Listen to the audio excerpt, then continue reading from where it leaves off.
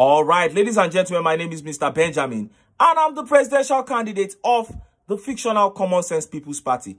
Now, I did say in my previous videos that the evidence provided by Peter Obi and his legal team are too enormous, too conspicuous, too clear for INEC, APC, and Tinubu's lawyers to deal with.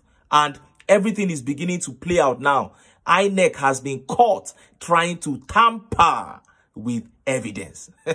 But before I break that down, let me quickly show you this video of Ruben Abati defending Tinubu when he went to France for his summit and he was supposed to speak as a key speaker, but he had to send a representative. And Nigerians did not like it. They came out and said that was not a good showing for the country. But Ruben Abati came out and defended him. See, I seen take defender first before I show you how Nigerians take blast them. Every country makes its own sovereign choices, designs its own programs.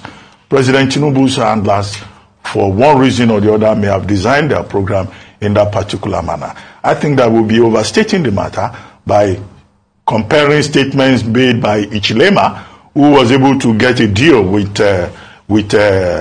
China over debt rescheduling, debt repayment, and Macron, helping to get that deal through. Or the president of Kenya or the president of Ghana, making the point about fairness, equity, and justice. In my view, those points about fairness, equity, and justice, those points... Are you saying it's unfair to compare our president with those? Is that what you're saying? No, I'm saying that every country desires its own priorities. So asking that it's compulsory for President Tinubu to take the podium, you don't know what the considerations may have been. But in terms of the trip being a success, I think it was successful. It was a good outing. And I think another part of it, during the panels, Nigeria was represented in one of those panels by the Nigerian ambassador to France. It's not as if we were voiceless there. But what people want is to see President Tinubu also being quoted as having spoken like President of Ghana or President of Kenya. You have heard him. You have heard how foolish he sounds. So the president of Ghana and Kenya spoke about equity and fairness. That was their own priority. Then the priority of the president of Zambia, Hichilema, was to strike a deal on debt relief. Then the handlers of our own president now designed that his priority was to go there and sit down and be taking pictures. We too, are we not owing China? Why we not speak, make we strike deal? And Nigerians were very angry with the foolishness that Ruben Abati spewed in this video, and they came for him. Look at some of the tweet reactions. This one said, "Hypocrite Abati. He can also say it's not compulsory for his president to attend the summit. Why waste taxpayers' money? That is it." And this particular tweet said, "Old people are hypocrites and cowards." This same Abati was spokesman to Jonathan. Jonathan went to a summit and missed a speech. The APC descended on him, calling him a drunkard who was too drunk to make a speech. Dr. Abati should quit being the devil's advocate. It is becoming boring. This tweet said, "This man remains a risk to the integrity and reputation that Arise TV has built over the years. No one should disguise his comments with playing the devil's advocate. His comments will do irreversible damage one day. Rufai calls him out whenever he can. Arise TV, please take note." Clearly he's taking sides. How can you see black and call it white? Now, let's get to the issue of INEC tampering with evidence. We all know that once a case is in court, anything, be it an item, document, or anything at all that was tendered as evidence as regards that case and was accepted in court, must not be altered in any way. If you didn't know that, you better know now. Now, in the case of Peter Obi versus INEC and APC and Tinubu, IREV results were tendered as evidence. Now, just few hours ago, news broke out that INEC had restricted public access to many polling unit results on the IREV. And you should know that INEC is planning to respond to the case made by Peter Obi in a written form. They don't feel stand for court to face the heat of Obi's brilliant hands. So they are going to respond in a written form. And now everybody believes that this restriction they have now made to the IREV is because they want to change figures. Yes, is because they want to make manipulations to the figures on the IREV.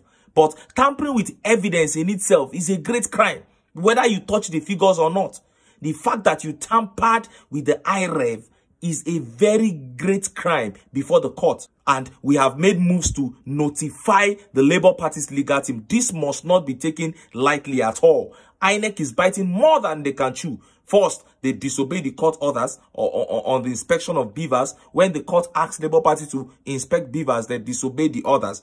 Then next, they refused to release valuable documents during the course of the proceedings. They disobeyed subpoenas, and now they are tampering with evidence. INEC must know that the people of Nigeria are losing their patience. It's getting too much.